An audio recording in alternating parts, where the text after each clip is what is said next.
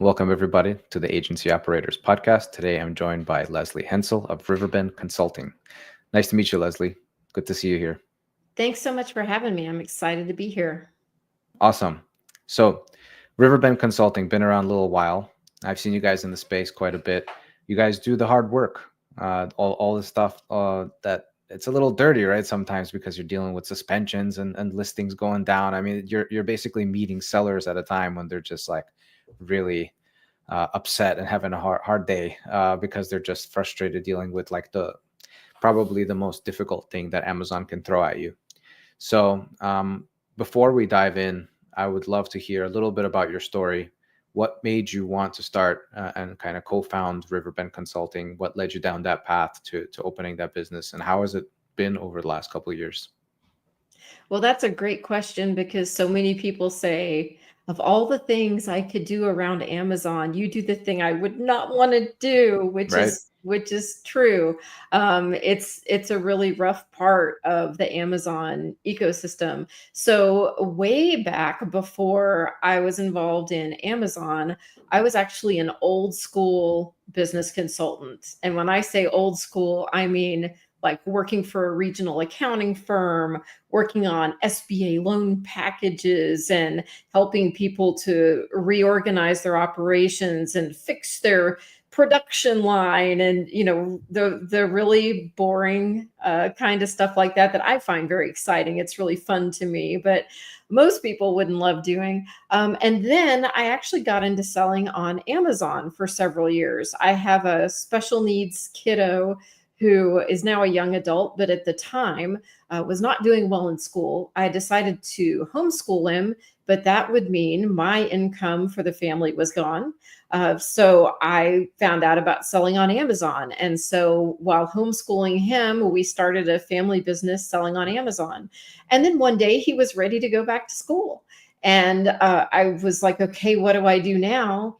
And I'd been to a few Amazon conferences and met people who'd been in trouble and they needed a plan of action. Well, plan of action is something I've written hundreds of before in my other career life. So it just seemed like a really great fit to be able to do the same kind of work for people selling on Amazon as I had done for traditional businesses before. And then one day, I was introduced to a client who was panicking. He sold health and beauty, had a really great thriving business. Amazon had suspended him. He had tried to write plans of action. They had failed.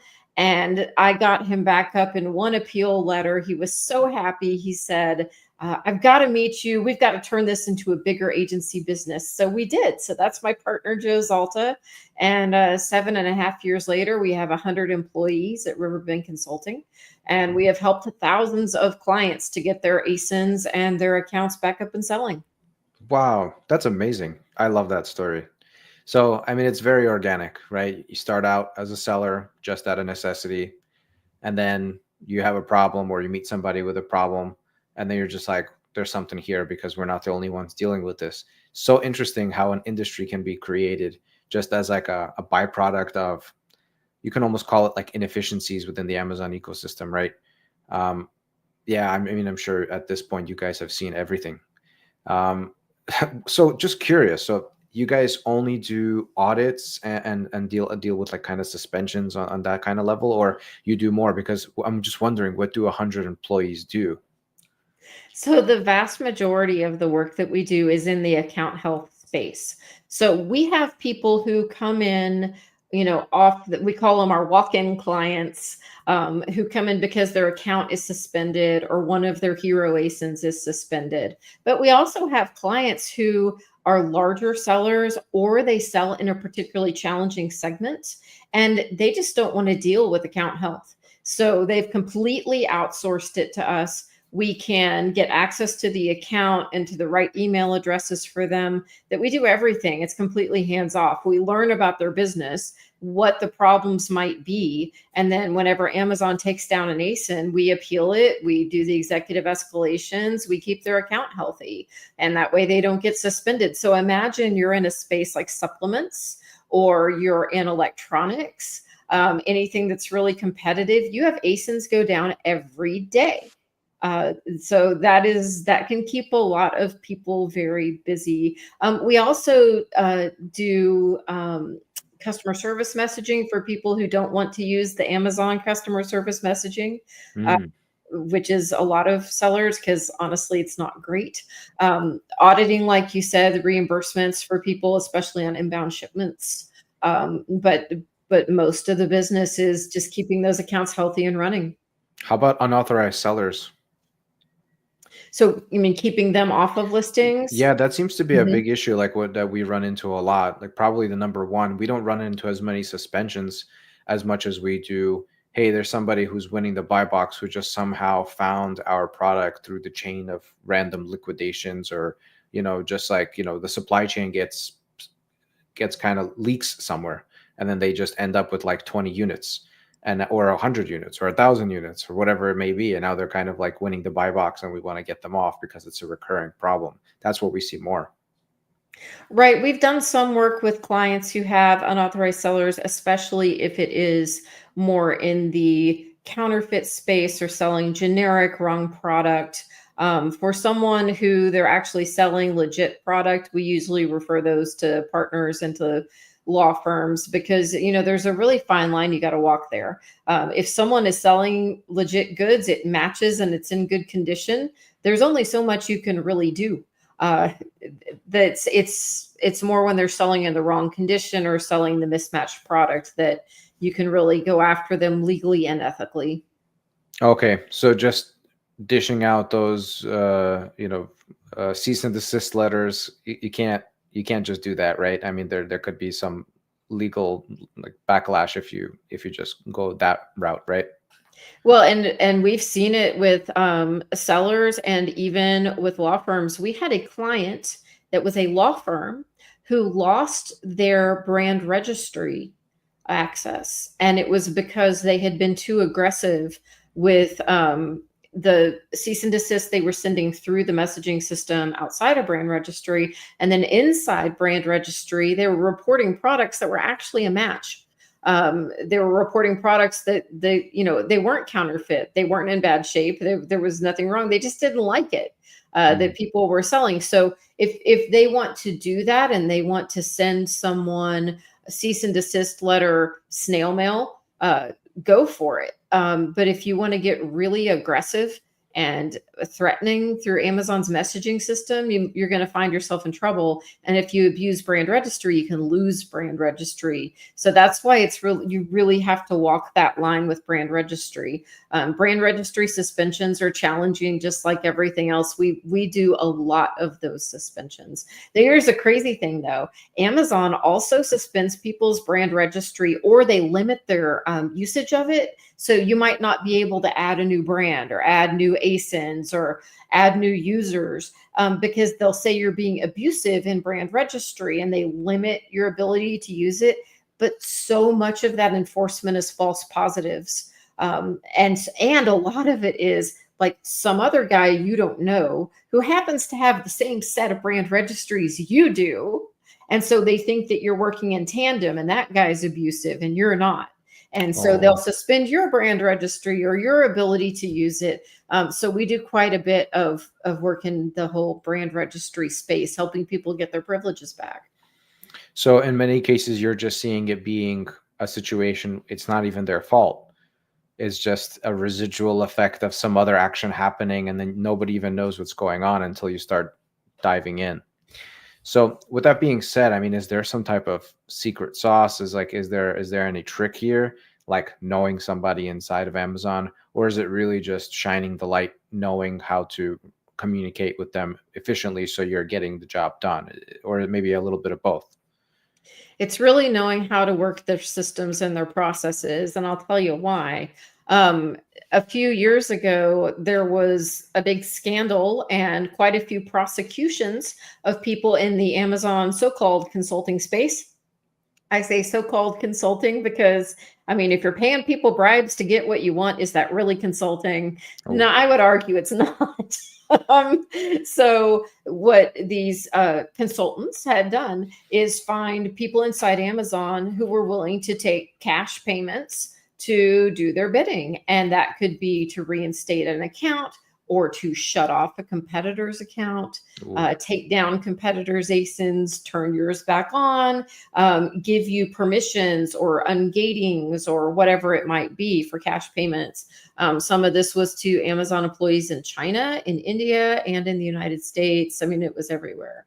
And there are people who now have felony records and ankle monitors and home confinement because they took part in this. So, because of that, the hey, I've got a friend at Amazon is really dangerous. Like the employees at Amazon don't want to do anything to quote unquote help anyone because they can get in trouble. It could look bad even if you're not doing anything wrong.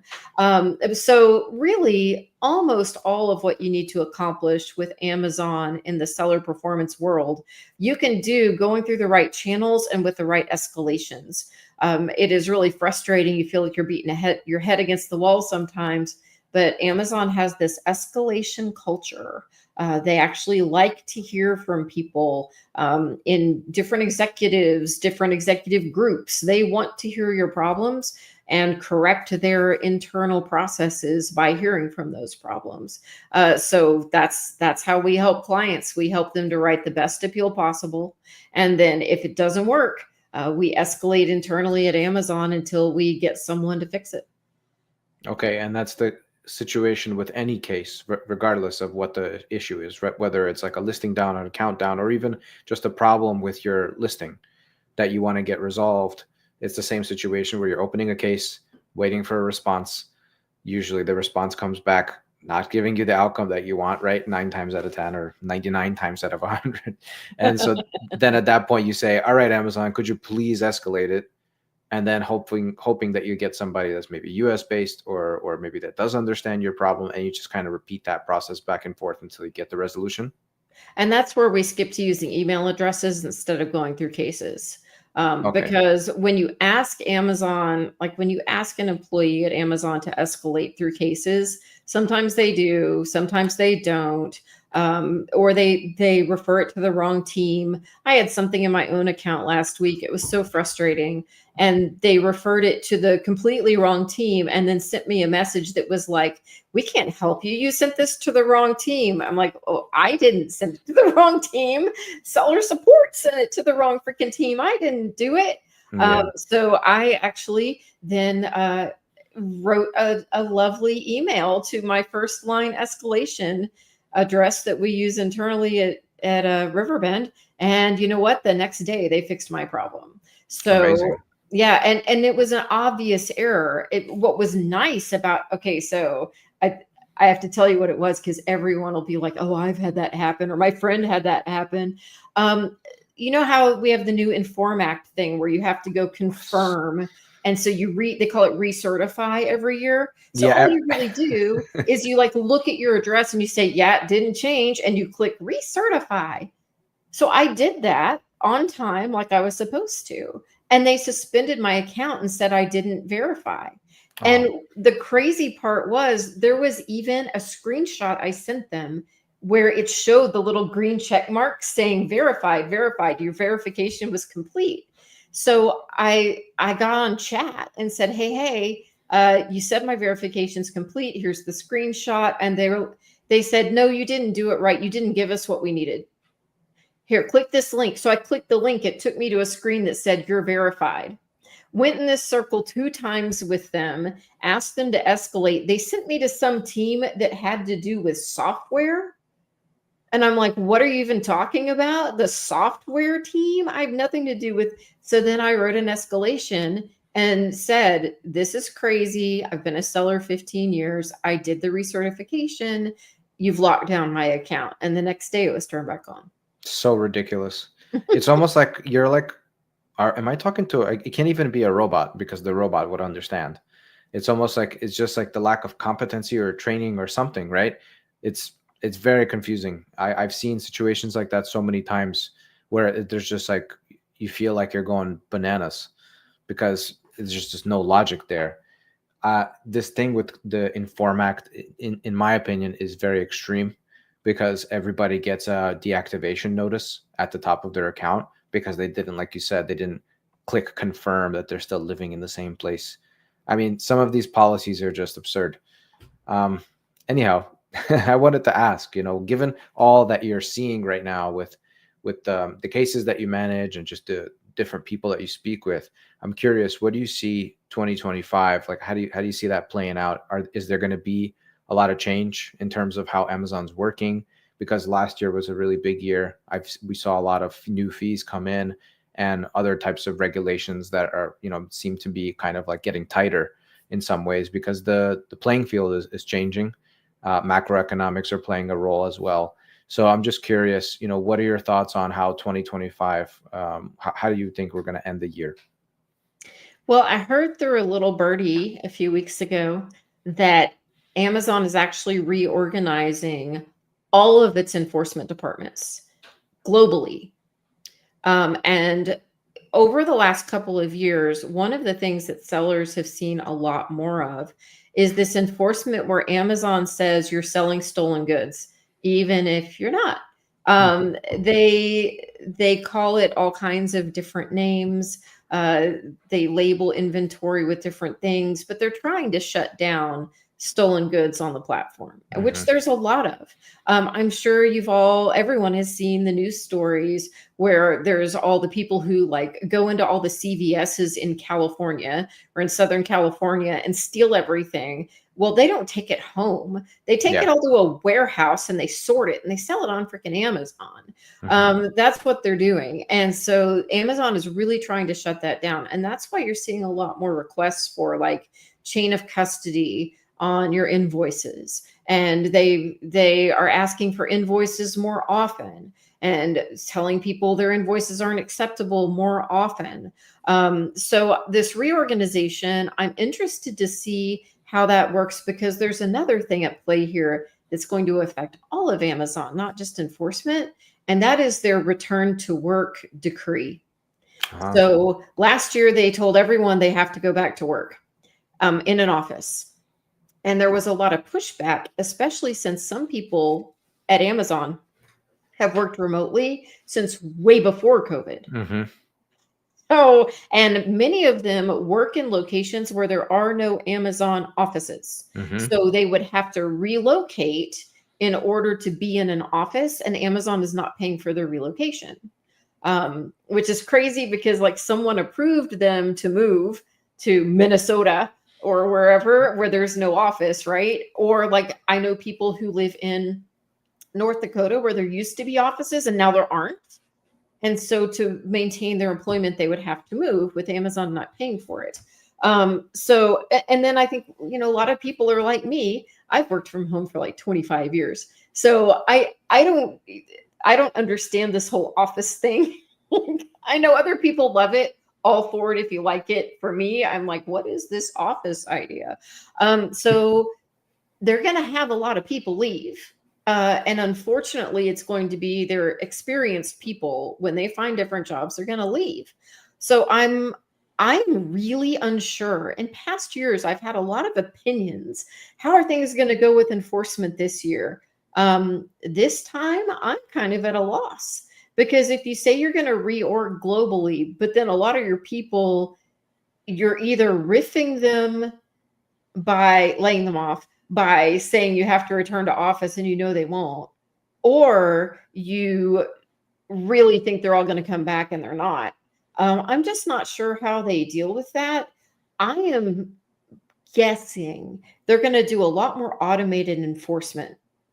And the bad thing about that is that the false positive rates are crazy high. Hmm. And as much as everyone wants to say that AI is brilliant and machine learning is awesome, a lot of this is very subtle. As y'all know, people get ASINs taken down because someone files false complaints against them. Hmm. Competitors lie about them. There's a lot of subtlety to this. You also can't assume that all invoices look the exact same as past invoices that have come from a certain vendor. And so you use a machine to compare the two and say, oh, this one's fake. There's so much more complexity and subtlety to it that I really think it's going to make the whole escalation function a lot more important, sadly. And I really don't like that. It hurts everybody. Hmm. It hurts average sellers. You know, an average seller should not have to call me and pay me to help them with one of these basic issues, but that's what ends up happening. Crazy. Yeah. I mean, I think their approach is just, all right, we have way more problems than we have employees. So let's just throw this automated system at it. Obviously, things are not going to always work out. A lot is going to slip through the cracks. And so a portion of those people will just accept it and a majority will not. And then they'll just start reaching out through cases and we'll just catch them that way. And that's easier than going the other way, which is like our employee team is going to go out and try to deal with these cases manually from the very beginning, although that's what we would like. That's just not possible with the size that they are. So I understand that. Hearing that so much of their experienced staff is going to be probably going away, that just adds so much more difficulty for everybody. I agree. But it's politics. When you get to that type of size, what can you do? Anything else that you see for 2025 that really stands out to you? So it is so important more than ever that people really keep their accounts squeaky clean because of all the things we just talked about. And there are a few tasks I would recommend that everyone hates, but I really think they're super important. And you can have a VA do some of these. One of them is Amazon has to be super aggressive right now about things like recalled products, safety issues. It's still winding through the courts if Amazon is ultimately who you sue if you buy a product that hurts you on Amazon. Right now, as it stands, the answer is yes. That hasn't gone to the Supreme Court yet, but they're kind of gearing up for that and them being ultimately responsible. Because of that, they are going to be really aggressive on enforcement for things like recalls. So if you sell something or if you sold something in 2024 and you're not going to sell it again, you need to delete that from your inventory. If there's like one piece of advice I can convince people to follow, it is to clean out all of the old stuff that they don't intend to sell again. I'll tell you why. If you leave an ASIN in your inventory, even if it's got a quantity of 0 or it's closed, but it's still sitting there, Amazon assumes you intend to sell it again. That is that if they had ever been a seller, if the people who ran this organization were ever sellers, they would know that is not true. We're just lazy and we leave it there. Or what if we get a great deal? Yeah, we'll sell it again. But we're not thinking of it as we intend to sell it again. We just don't clean it up. When you leave it in there, you're at risk for IP violations. You're at risk for recall notices, safety violations, all kinds of things that come up with this product in the future. They will enforce it on you even if you haven't sold it for 3 years. So you're just asking for issues. So clean out all of that old stuff. And I know for some of you who are like me, once upon a time, you've got like dozens and dozens of pages full of products you haven't sold in years. Just delete them all. That's really important with the environment we're going into here. And also, like you said, where Amazon just doesn't have time, they're just going to enforce against everyone. They're not going to take the time to write the script to say it's only sellers from this period of time to that period of time. They're going to say, oh, this ASIN blew up, everybody's out. You don't need that in your life. That's really important. Secondly, sellers and in a lot of cases, their agencies too, have got to have a really good repository for documentation. Now, I've been a small business owner of one kind or another for more than 15 years. And I know that all of y'all are like me, and we all suck at filing invoices and having them neat and clean and scanning all of our receipts. We're all terrible at it because we want to go make a deal and make some money, right? That's it. But you got to find a system. So make 2025 your year to find a system, whether that is when invoices come into your inbox, you auto sort them into a certain folder if you know it's your invoice from your vendor, right? Or when you have actual paper receipts and documents, you put them in a box and someone takes them somewhere to get them scanned. or you mail them to one of those services that scans them. I don't care how you do it, because I promise Amazon is just going to get more aggressive about documentation, including safety, all of your testing docs. If you sell anything that goes on or in the body, you've got to make sure all of your testing is up to date. In most cases, that's 2 years or 3 years. Can't be older than that. You've actually got to have it. It's not enough to have done it at some point in time. You have to produce it so you can send it to them. So this is I mean, if you can even call it advice, is so boring, and it's not what anyone wants to hear. But you've really just got to document the heck out of everything you do, because they're getting super aggressive, and their version of aggressive is show me your papers. So you better have papers to show. Wow. Crazy. So And what? boring. This is like Yeah. the most boring thing ever. Clean out your inventory and find your invoices. But seriously, if I can tell you from the experiences I have with clients on the phone crying, which is like a weekly occurrence for me, to have strangers, new friends who are new clients who are on the phone with me, crying because their account is down. You do not want to lose your livelihood because you couldn't find your stuff. That would just be really stupid. Yeah. Yeah. And I say that as someone who sometimes can't find their stuff. So this is not me pointing fingers at others and not back at myself. But the better organized you are, the better off you're going to be. You can't just wait till it's time to file taxes to get all your stuff in order. Yeah. I mean, I'm guilty of that. I'm trying to fix all that as well. Having a team on the accounting side and finance side helps a lot. Having good infrastructure from the software side has helped me. So personally, we use SellerView and A2X for our accounting.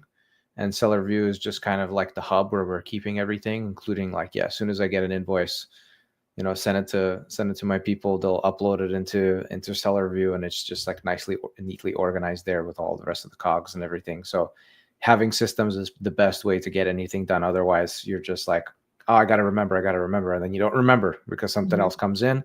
Then you lose the momentum and you get out of rhythm, and then you're just like, oh, it's already piling. Oh, it's already piling. That's how we don't get stuff done. To your first point, actually, the reason why I said earlier it's a crazy thing is because I had that experience not in the US and Canada. I have a shampoo company. I shipped some units out to Canada some years back. I tried to sell over there. I sold through some inventory, and then I never sent again. I think it was just the price didn't work out or whatever it was. But the listings were up. And for years, I just kept getting all of these like regulation notices, violation notices. And I'm just like, what do you guys want from me? Like the product doesn't sell over there. And that was the reason why. It's just the listing was just kind of hanging there. They don't know whether I'm going to ship in or not. So they're just like, all right, let's, you get piled in with our enforcement messages. And so Canada and they have their own health system over there. So there's certain paperwork that you have to provide. I wanted to actually ask you something. So there's in the back end of the listing, I'm very fascinated right now with back end of listings. Why? Because the algorithm is changing. I see it, and intent-based search is coming in. And I'm trying to always find ways to kind of get ahead in terms of how can we optimize for that new change and all of that. So same thing, there must be some way to get ahead of Amazon with the regulations. Some listings have the ability to upload some documents into the back end ahead of time. So before, they're going and asking you for your SDS, you're uploading it into the back end. So then they don't have to ask. It's like right there.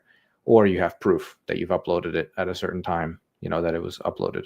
So would you recommend that? How important is that to kind of preventing things from happening? Highly recommend, especially if, like you mentioned, you can create some kind of a process where you have a VA or someone who, like if you have batches that are delivered with new testing, right? A lot of people who do batch manufacturing for things in any kind of a consumables area, just have that VA upload the new one every time. It can eliminate some problems. And, imagine, if you will, that you're someone at Amazon enforcement in the safety group, and you have three different listings served up to you.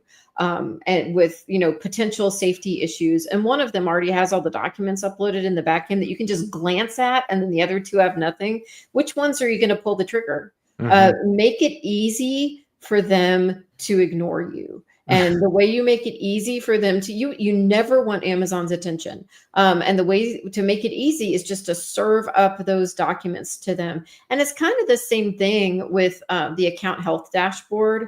Actually go in there once a week, depending on the size of your account. If you're huge, every day, but most of us normal people go in there once a week. And if anything has popped up where there's a complaint or they took down an ASIN, always respond. Even if you don't have exactly what they want, always respond. Years ago, I would tell people don't do that, because it was actually better to, if you didn't have the best documentation, or, you didn't think you would get the ASIN back up, just let it go.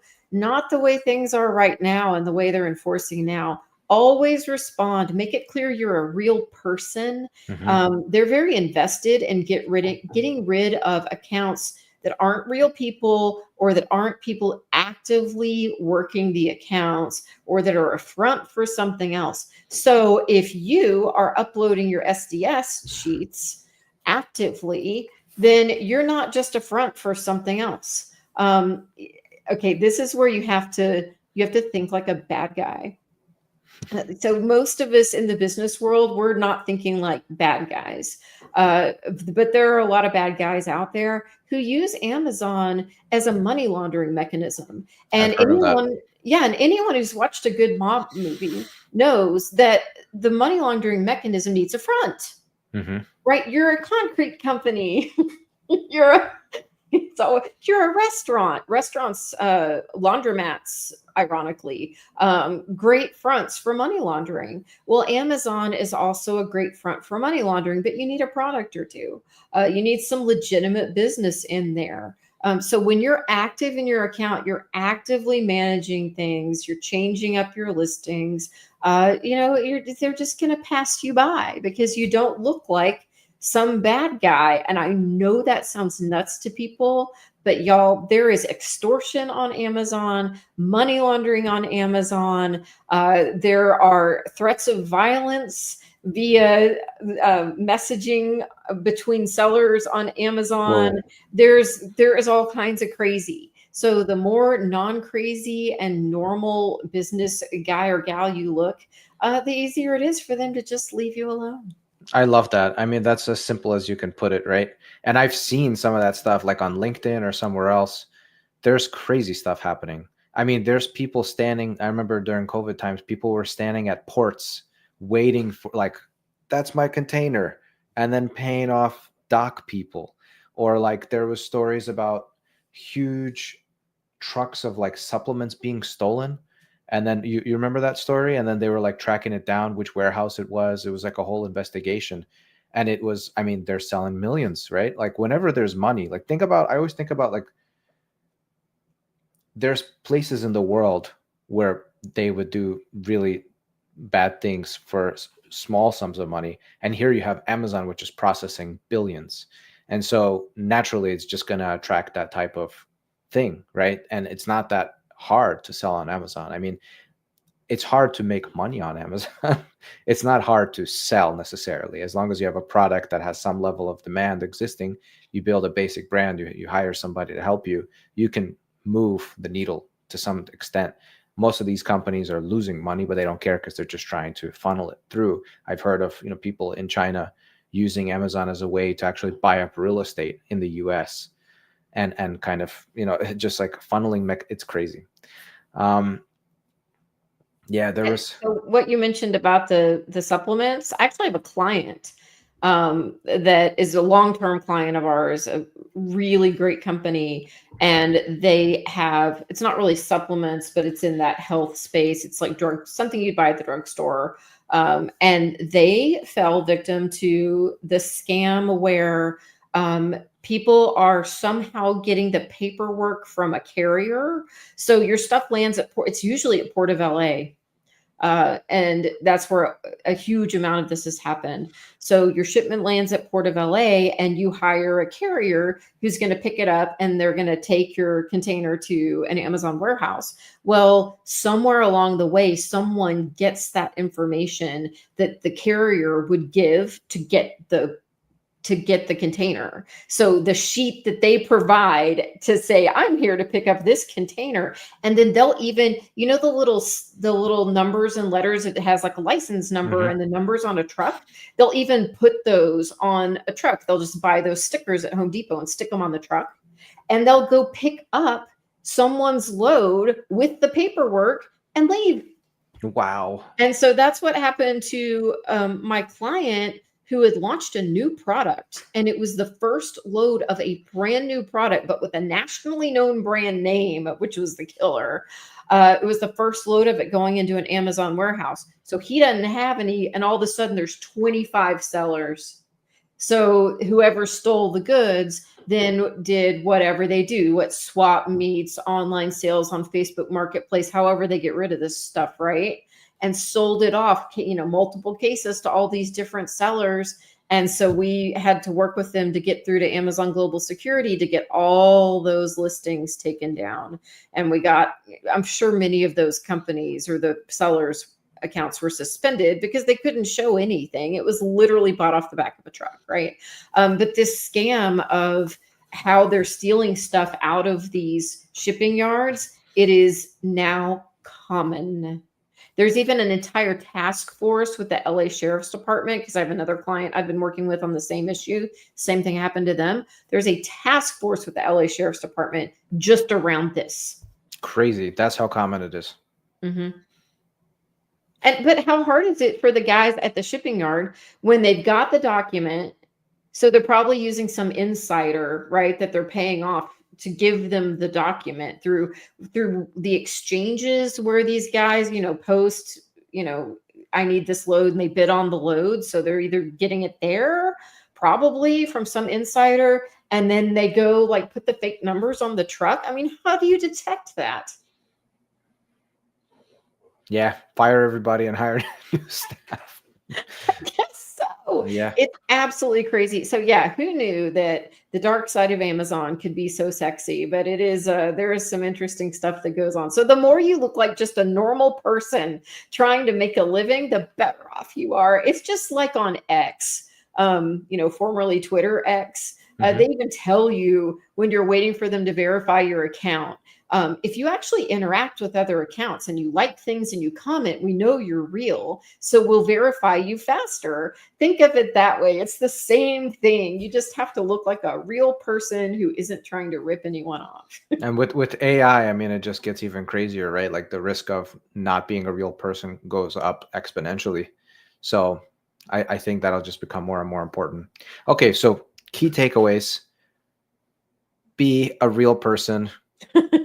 Try to be under the radar. Don't do anything weird that might raise red flags. I mean, I think that's an obvious one, but just be as normal and basic as you can, and delete all of your dead listings out of your catalog, and be compliant.